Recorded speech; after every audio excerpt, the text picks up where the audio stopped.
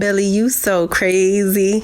Yo, it's cracking, it's bracking, it's your boy, Billy, you so crazy, and we back, and we back, and we back, and we back with another one. Y'all read the title, so you already know what I'm doing, man. We got 10 extinct animals we shouldn't bring back, all right? This was sent to me on Twitter. They said, Billy, you got to check this out. So today is the day. If you are new to this channel, be sure to hit that subscribe button. Comment down below what you want to see a boy react to next, and I have it up for you when I get the chance to be patient with me. I do have a Patreon link in the description. Feel free if you want to, you know what I'm saying, help out the channel or whatever. No worries. But everything you need to know is in the description, all right? So just feel free to check that out.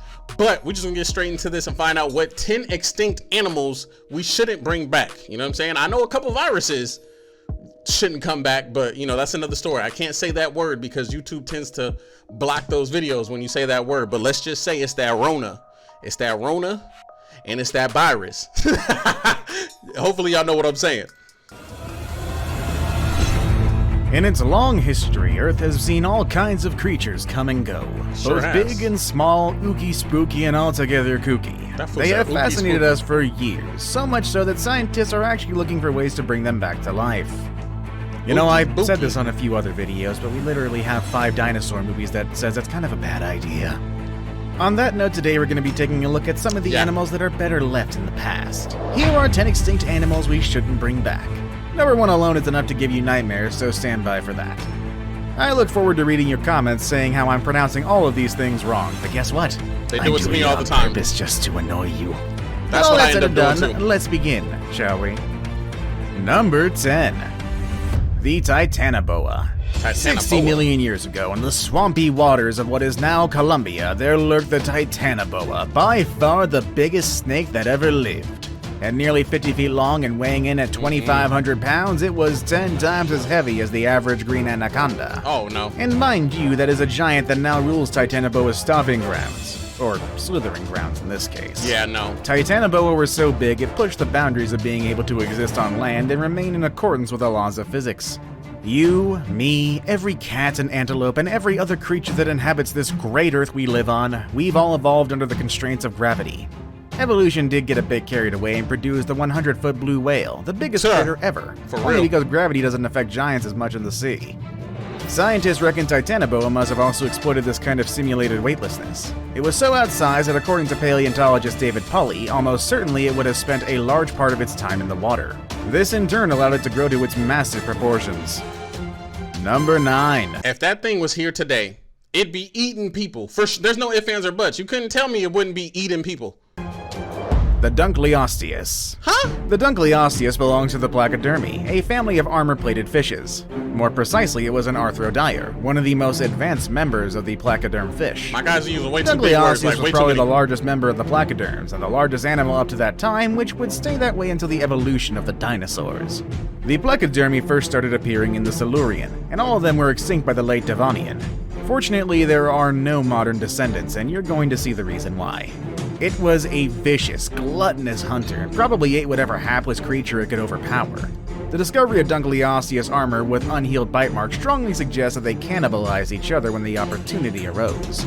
Frequently, fossils of Dunkleosteus are found with boluses of fish bones, semi-digested and partially eaten remains of other fish, and as a result, the fossil record indicates that it may have routinely regurgitated prey bones rather than digesting them. Even more terrifying are their mouths, which ironically lack teeth, and instead of actual teeth, Dunkleosteus possessed 2 long bony blades that were extensions of its jaw. These extensions could slice through flesh and snap and crush bones and almost anything else at that point. These plates also sharpened themselves every time the fish closed its mouth. Wow. Number 8. Yeah, no. The Sacadonorthropi. The Sacadonorthropi was a 40-foot-long, 10-ton crocodile-like reptile from the Cretaceous era that lived in what is now known as Africa and South America. Any predator that can move between land and water is even harder to escape when it wants to eat you. It had a 6-foot-long skull that contained 132 teeth. What truly sets this creature on the top 10 list is that Sacadonorthropi was larger than almost all of the dinosaurs that lived in the same environment, and evidence points to a diet that included large terrestrial prey. To put it bluntly, this monster ate dinosaurs. It is true that its diet consisted largely of— You mean to tell me this fool ate dinosaurs? Yeah, I'm glad. We don't need to bring that one back for sure. No. Fish, we and it definitely spent don't need most to of bring its that time back. submerged in the water. But the fact that it could take down something like Suchomimus, a 35-foot-long theropod, is quite troubling, actually. Yeah. Number 7. The Mega Piranha. Ew. Piranhas are already vicious creatures. They have the reputation of being aggressive and voracious eaters. For what they lack in size, they more than make up for by gang warfare. They swarm any would-be prey in staggering numbers, taking tiny bites until the prey succumbs to its eventual fate, allowing these tiny predators to take down animals way bigger than them. Now, if a group of 2-pound piranhas can do this, imagine what a piranha 10 times that size could do. The mega piranha lived in South America between 10 and 6 million years ago, and weighed anywhere between 20 to 30 pounds. They grow so large out of necessity. They lived at a time when the snakes, fish, and crocodiles they likely fed on were also gigantic. The fish was believed to be as ferocious, if not more, as its modern descendants, but what sets them apart is the sheer strength of their bite. Although it couldn't have crushed a car in its mouth, the jaws of this extinct relative of modern piranhas could exert a force of up to 50 times the fish's own weight. Pound for pound, that makes it a stronger bite than even that of the Megalodon. Number 6. Yeah, don't keep that giant joker where it's at. short-faced bear. I'm cool on that. Bears are already Short-faced? terrifying creatures. Encountering an especially hungry one out in the woods isn't really going to have a happy ending, but their early ancestors are much worse. As vicious and twice as large, the giant short-faced bear is the largest mammalian land carnivore ever to live in North America. This monster in particular reached heights of over 11 feet when standing upright. They lived from 1.6 million to 11,000 years ago, alongside giant ground sloths, mammoths, and near the end of the Ice Age, the first Native Americans to enter Iowa. It had very long legs for a bear and a relatively short body given its height. Its feet were also distinctive in that the toes faced forward rather than inward, as in other bears. Okay, now I'm starting to get curious. Who's talking about bringing these animals back now? Because we need to shoot them. We gotta get rid of them. There's the opposite is what? true. As its name suggests, this animal had a short face and a broad muzzle with very robust teeth. They need to Although stay recent extinct. research suggests that its For real. face may not have been much shorter 11 proportionally feet? than its modern relatives. Although they are classified as omnivores, scientists believe that they mostly hunt and eat meat. They base this on the shape of the jaws and teeth found in fossilized remains. Number 5. Yeah, I'm cool on that one too. The Dinosuchus. The dino in Dinosuchus derives from the same root as the dino in dinosaur, connoting fearsome or terrible. In this case, the description is perfect. Dinosuchus was one of the largest prehistoric crocodiles that ever lived, attaining lengths of up to 33 feet from head to tail and weights in the neighborhood of 5 to 10 tons. And although it's significantly smaller than its predecessor, the Sarcosuchus, it was definitely no less frightening. In fact, it can be said that it duked it out with more ferocious opponents than its predecessor, because there is actually fossil evidence that the Dinosuchus regularly fought and won against the Tyrannosaurus rex. What's worse is, like their modern descendants, prehistoric crocodiles were constantly growing. In the case of Dinosuchus, at the rate of about 1 foot per year, so it's difficult to know exactly how long the longest lived specimens were, or at what point. See, I'm hearing too many of these dang alligators being. I mean, I figured that they were, but that strong to be taking down dinosaurs and all types of stuff? In their life cycles, they reached maximum size. Other than its enormous proportions, Dinosuchus was remarkably similar to modern crocodiles, an indication of how little the crocodilian line of evolution has changed over the past 100 million years. Number 4. The Megalodon. Yeah, right, These I'm pretty sure names that this are next crazy. entry in our list didn't come as a surprise to many of you. In Have y'all fact, heard I'm of sure if these this one before? wasn't on this list, I'm sure I'd be seeing tons of comments asking where it was. In the world of the big predators, even 11-foot bears wouldn't want to tangle with the biggest sharks that ever lived.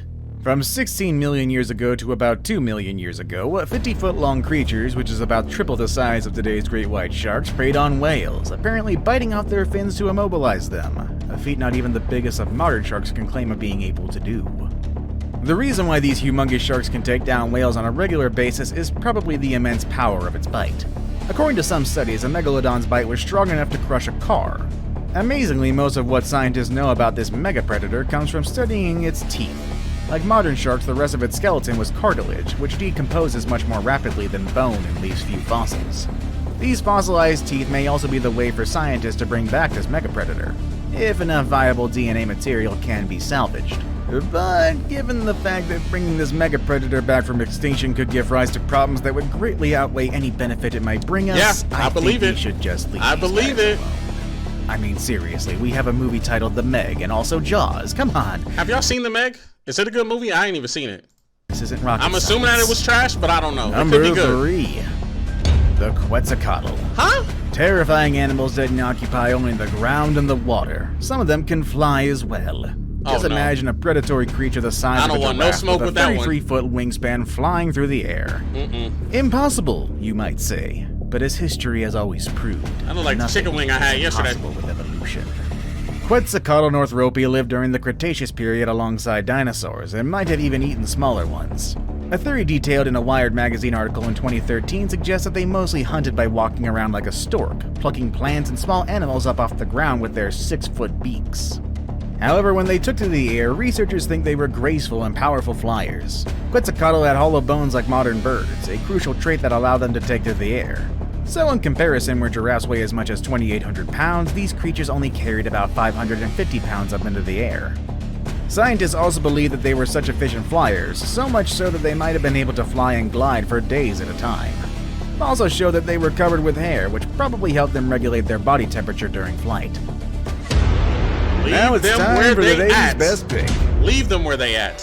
And today we're going to be looking at a creature with a severe case of overbite and probably an inferiority complex that puts it into a perennial bad mood. What is that, a dolphin and Number a shark? 2. Helicoprion. Helicoprion is one of the stranger sharks in the fossil record. How and where the tooth were attached has been a source of puzzlement to paleoichthyologists ever since it was realized just what it was. The only sure way to solve this mystery is to bring these animals back to life, if at all possible. But think about it. Are we really willing to add another fearsome shark into the world's oceans that would probably be even more terrifying than the great white? I'm cool on that. I don't think so, personally. Yeah. I saved the best for last, but first, I have a quick challenge. Man, Trippin' talking about we gotta bring him back. To complete. If you can leave a gotta like bring and it back. subscribe within the next 5 seconds, you'll get 10 years of amazing luck. Just try it. It really works. Number 1. That's a good way to get people The to subscribe. Arthropleura. At more than 6 feet long, these millipede-like creatures were the biggest arthropods who have scuttled around on the Earth. Or at least it's the biggest like the way one we that know one looks about at so all. far. Scientists aren't completely sure why, but around 300 million years ago, bugs grew to epic proportions. Not a good time for a lot of people that That look like Honey, I Shrunk the Kids. Scientists, however, have theorized that the ancient oxygen-rich atmosphere at that time, which is about 30% compared to the 31% that we have now, is the main reason for insect gigantism. Plus the fact that there still weren't any creatures equipped enough to predate on them. On land, the largest vertebrates were probably smaller than some of these arthropods. One comforting thought, though. Arthropleura probably wasn't a predator, since it was related to millipedes, which eat decomposing organic matter. But with its size, I don't believe people will be clamoring to bring it back to life anytime soon. Do you know of any other extinct animals that should say that way? Let us know in the comment section below. Alright, so that was 10 extinct animals we shouldn't bring back, which is true. We should not. Nobody should be having that conversation. One thing that kind of makes me nervous though is that there's still like a big percentage of the ocean that has never been explored. Like, do y'all ever just think about that from time to time? Or is that just me? You know what I'm saying? Like, it just blows. Like, we haven't even explored 90%. I don't know what the percentage is exactly. Y'all let me know in the comment section. But it's like 90% of the ocean we have not even. So these, some of the ones that are in the ocean, they might still be alive. Like, how do we know that they're not? If there's still 90% of the ocean that has not been explored, you know? I don't know. I don't even know if that's a real thing. That could just be a old myth or something. I don't know.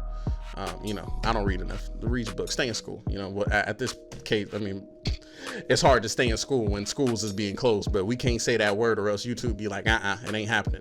But y'all let me know. Did y'all know anything about these animals before this video? If you enjoyed this reaction, give this video a thumbs up. Comment down below what you want to see me react to next. Follow me on all my social media links are right there. Send me a message on any one of those, and I get back at you as soon as possible, man. I appreciate y'all love and support. It's your boy BillyYouSoCrazy, and I'll see y'all in the next video.